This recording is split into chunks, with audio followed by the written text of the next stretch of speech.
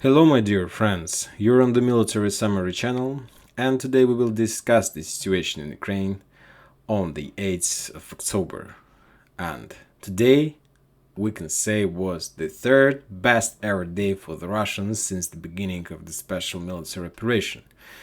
And the first ever luckiest day for the Russians since in this century, I believe. As you know that today at 6 a.m.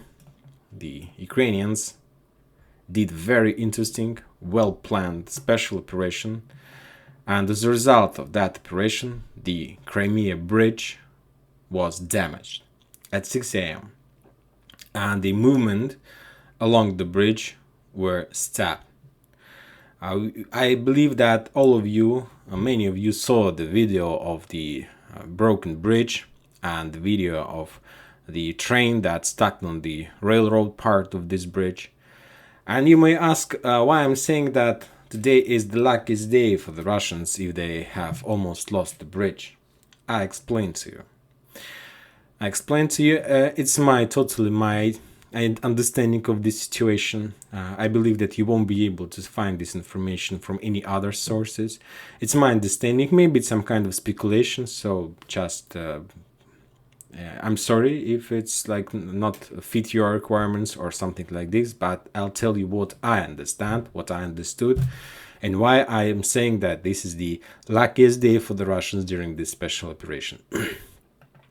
First of all, let's talk about the time. And the time was not chosen by chance. We understand that.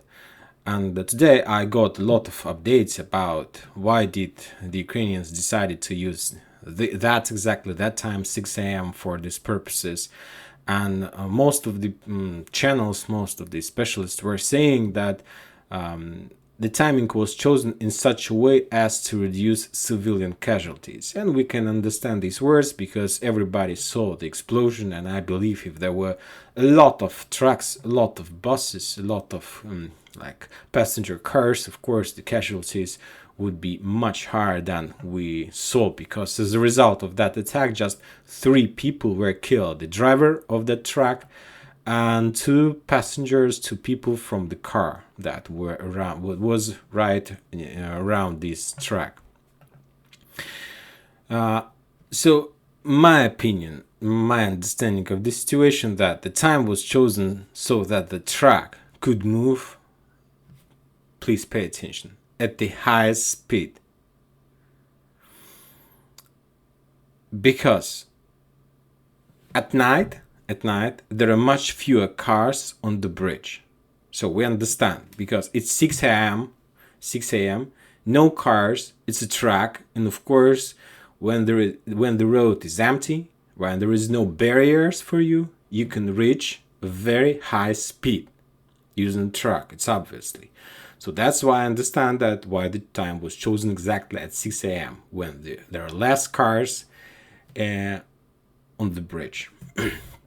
Now the next question I would like to ask you, from your regular life, when you're using your cars, when you're moving around the cities and so on, bridges, which line do you usually drive on when you are gaining maximum speed? This is a very important question. Just try to ask for yourself. I build all this my understanding according to my understanding, my life.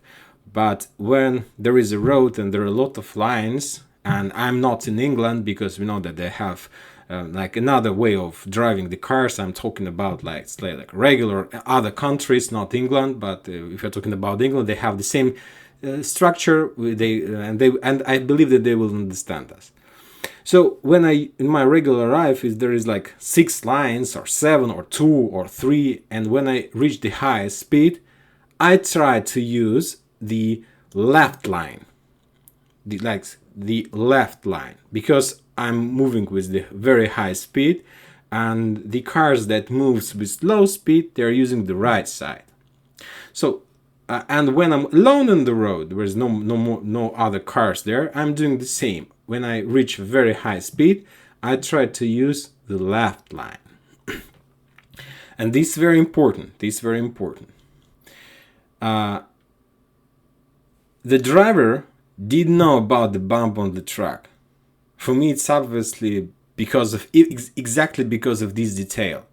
Because if you remember when you saw the video when the explosion were, the driver, the truck was on the right side, not on the left side. And you need to understand, if the driver understood and knew that he had a bomb, of course, to deal as much damage as possible, he needed to be on the left side of the road, to be as close as possible to the road that moves from Crimea to the Russia, and to be as close as possible to the railroad. But the driver was pressed and was moved along the right side. So let's take a look at the Russian sources map.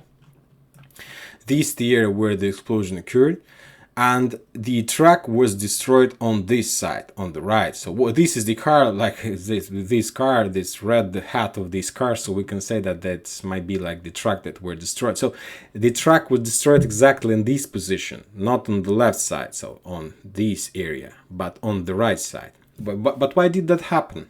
Why? Because and also, as you mentioned, according to the video we saw during this situation, you saw that just before the explosion, a passenger car that was moving behind the truck signaled overtaken, and the truck began to shift to the right. And the bomb detonated just at the moment of overtaking, when the truck was pressed into the right lane, which allowed avoiding massive damage. So it's my understanding, and I understand that those passengers, those civilians who were driving much faster than this car and who signaled this car to move from the left line, to give them possibility to move faster, to and so on, they saved the entire Russia from disaster. Because if they weren't there, the truck would use the left line, and during the explosion, the damage would be much higher. And I believe that not just the right side of this bridge was destroyed, but also the left side as well. Because, as you know, at 4 p.m. of local time, the Russians allowed to use the automobile bridge, and now there is no problem with this, but the only restriction is that the trucks, like the trucks that were destroyed, are not able to use these bridges. And if we're talking about the railroad, today at 8 p.m. of local time, the Russians allowed to start the railroad service, railroad activity on this bridge as well. So as you can see, the damage was very low. If we're talking about, like, if we can compare, and my understanding of this situation might be some kind of speculation, it's not the official position of anybody. I believe that happened, that the damage was reduced just because of that passenger cars that during the all these processes signaled overtaken, and because the truck began to shift to the right. So that's why I'm saying that today is the luckiest day of the Russians. And they somehow, at least if talking about today, the God was on their side, and with help of that, with all this situation, the damage was reduced. Of course, if we're talking about the Ukrainians, the operation was brilliant. It's really brilliant operation. It's I believe that if they managed to achieve everything they were planning to, and if the truck was moving not on the right side but on the left side of this river, they would destroy not just the right side, but they would destroy the entire bridge, and they would cut any movements on this bridge for passenger cars and so on, and it would be a very big disaster. Furthermore, I believe that the damage to the railroad would be higher in this case as well, and that might be the start and beginning of the counter-offensive operation in direction of Zaporizhzhia. A few days ago, I projected to you that the Ukrainians would try to attack Crimea Bridge, but my projection was that first the Ukrainians would try to penetrate the Russian defense to reach Berdyansk, and from that area they would try to use rockets to attack this bridge. But the Ukrainians decided to start operation using special operation without penetrating this area, and because of the fact that the Ukrainians managed to damage this bridge, I believe that there is no need to penetrate Russian defense toward Berdyansk. So I believe that they don't need this target anymore. I believe that there are two targets left for the Ukrainians, and the first of them is to attack Zaporizhzhia power plant and to return this power plant, and the second one is to attack Mariupol. So they don't need Berdyansk anymore. They need just or power plant or Mariupol. But if we compare these two towns, of course, Zaporizhzhia power plant has higher priority than Mariupol. It's obviously. Now let's talk about the front line. The front line is stable. The front lines are stable. There is no changes. The Ukrainians are trying to attack, trying to press, to push the Russians, trying to understand where is their weakest point. But we need to understand that if we're talking about September and the end of August, the Russians has just few weak points, and the weakness of their points was about the number of the soldiers on this point. And as you know, the Russians are moving more and more reserves, and today we can say that there are no weak points on the Russian defense, at least for today, from our understanding of the situation. So the Ukrainians were trying to push the Russians near Kupiansk bridgehead, near this area. One more time, they made another attempt of attacking the Russians in the same area where they did yesterday in the town by the name of Pershatravneva. They tried to do the same yesterday. Yagodnaya, so this the same area, and the Russians reported that as a result of those attacks, the Ukrainians lost around 100 soldiers and 11 armored vehicles. The attack were defeated, their attempts were failed, and furthermore, they lost some soldiers and armored vehicles. Furthermore, the Ukrainians decided to move some reinforcement in this area from Petropavlovka. So they started to attack, then they accumulated some reserves to increase the power of their first wave of their attack, but the Russians spotted their forces and they attacked these forces with the rockets, artillery, and near this town, Petropavlovka, the 14th Mechanized Brigade was attacked, and their losses of that brigade is around 110 soldiers. And as you can see, the Ukrainians couldn't achieve any progress in this town. The only icon about this near a small village Lishana, you see this icon, and the Russians are saying by this icon that maybe this town is under Ukrainian control, that they managed to establish control over this town.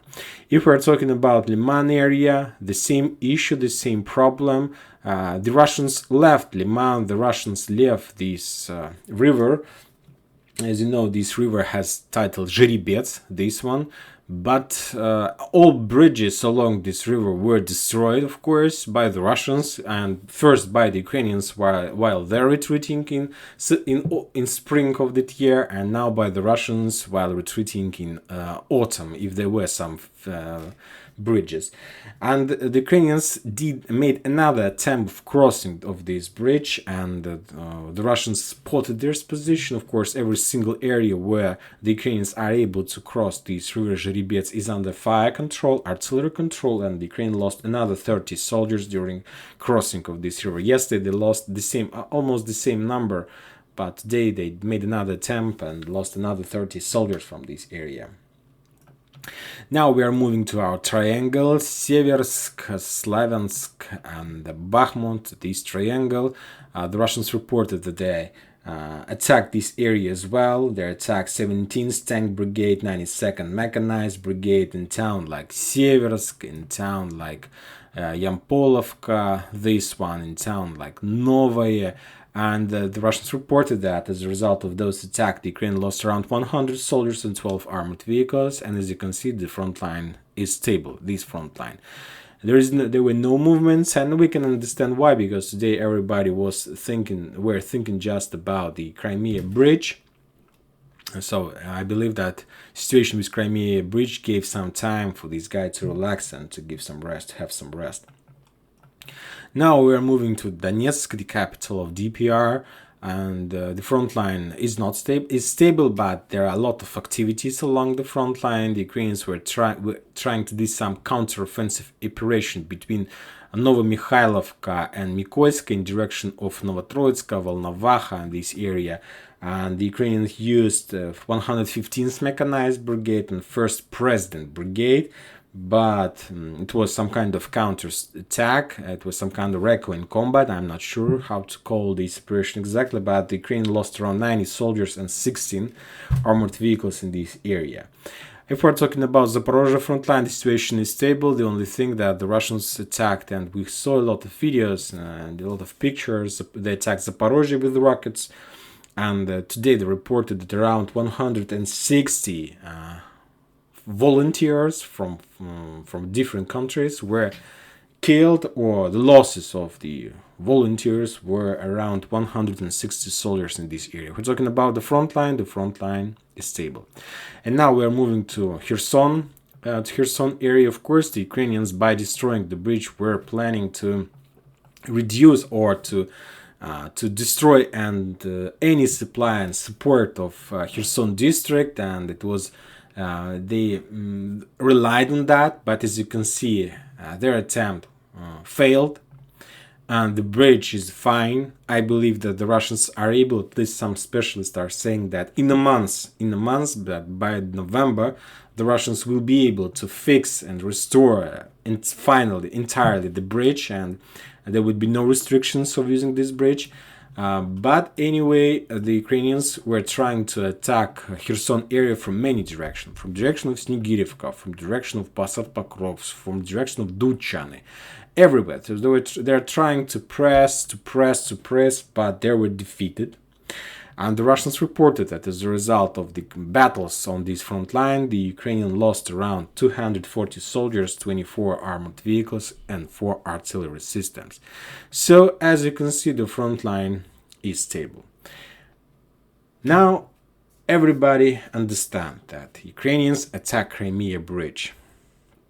And we saw a lot of episodes from the Russian sources that very high authority positioned person were talking about that the Crimea Bridge is the red line, and if the Ukrainians cross this red line, there would be a doom day for the Ukrainians. I must say that more than, I don't know, the explosion were at 6 a.m. now, it's 7 p.m. of local time. So as you can see, more than half of a day passed since that situation, and we haven't seen any doom day for the Ukrainians for now. So let's wait. But anyway, this is a humiliation of Putin, because if you remember yesterday we discussed that it was birthday, and I told you that it was the best day for the Ukrainians to do something, and we can say that they did something. And anyway, this operation was planned well.